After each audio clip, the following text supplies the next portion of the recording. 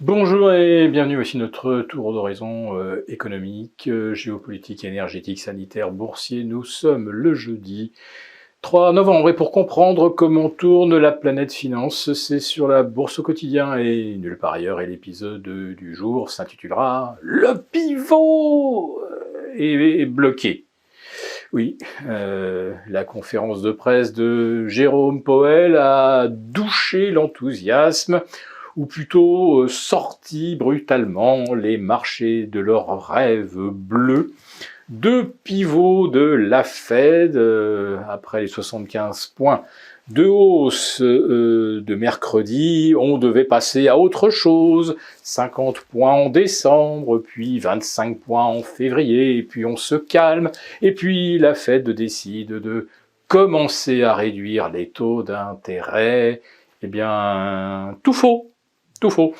Pour décembre, si besoin, on remettra encore 75 points. Peut-être qu'en février, ça se calmera un petit peu. En tout cas, Jérôme Powell repousse à la prochaine, voire à la suivante, des discussions sur la stabilisation des taux à un objectif qui sera supérieur aux anticipations initiales, y compris celles de la Fed. C'est ce que Jérôme nous explique. On va aller plus haut que ce que les marchés ont prévu. Et ensuite, est-ce que les taux vont commencer à rebaisser ? Eh bien, Jérôme Powell là aussi répond par avance, ça dépend un peu. Ça va dépendre si l'inflation retombe en dessous du loyer de l'argent. Car voilà, c'est comme ça que ça va fonctionner. Ces prochains trimestres ou ces prochaines années, on va retourner à une politique monétaire orthodoxe où les taux d'intérêt sont toujours un peu supérieurs à l'inflation. Imaginez que l'année prochaine, l'inflation revienne de 10 à 5. Ça veut dire que les taux vont se maintenir à 5,25 ou 5,5 le temps que l'inflation redescende en direction des 2%. Donc en fait, on n'en sait rien. Mais enfin, c'est fini l'argent gratuit. C'est-à-dire que là, ça l'est encore, puisque les taux sont encore très inférieurs au niveau de l'inflation à l'instant T.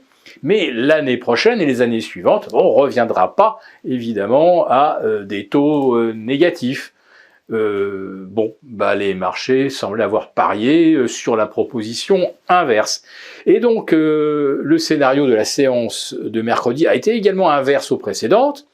Chaque fois que la Fed avait annoncé 75 points de taux directeur, en plus, les marchés avaient brutalement chuté sur l'annonce, et puis tout le monde s'était rassuré ensuite avec la conférence de presse de Jérôme Powell. Hier, ça a été exactement l'inverse. Les 75 points, on les attendait, hop, le S&P 500 est passé de moins 0,7, moins 0,8 à plus 1,5, et puis patatras, à la clôture, ça finit à moins 2,5. Donc vous voyez, au cours de la même séance, pratiquement 4% de baisse en ligne droite, depuis donc les commentaires de Jérôme Powell.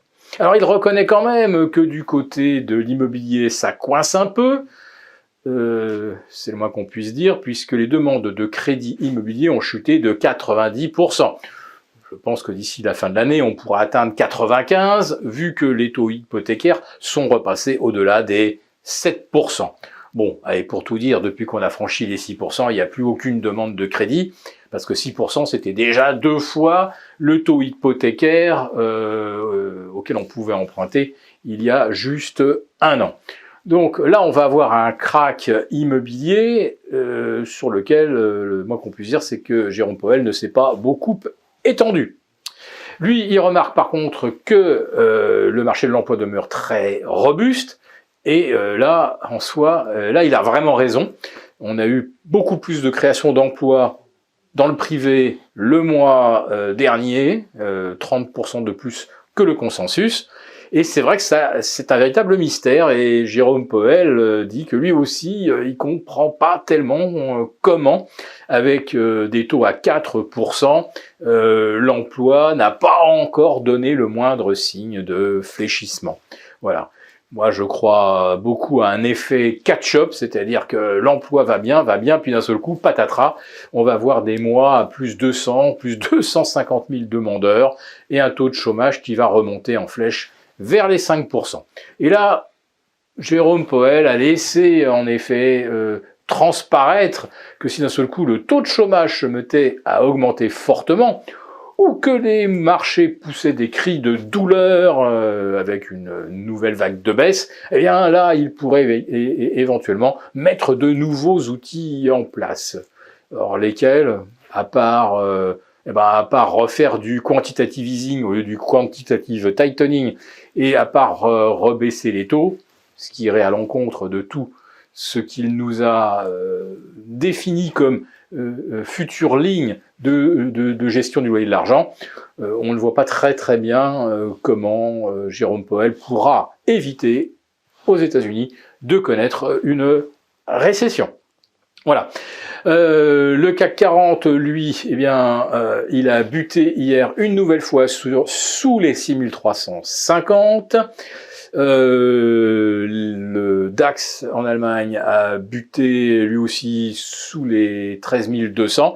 Bref, les marchés ont tapé exactement leur résistance oblique moyen terme, ce qui était quand même assez prévisible. Si cette vidéo vous a plu, n'hésitez pas à nous mettre un pouce et on vous retrouve demain pour le live avec nos abonnés des affranchis.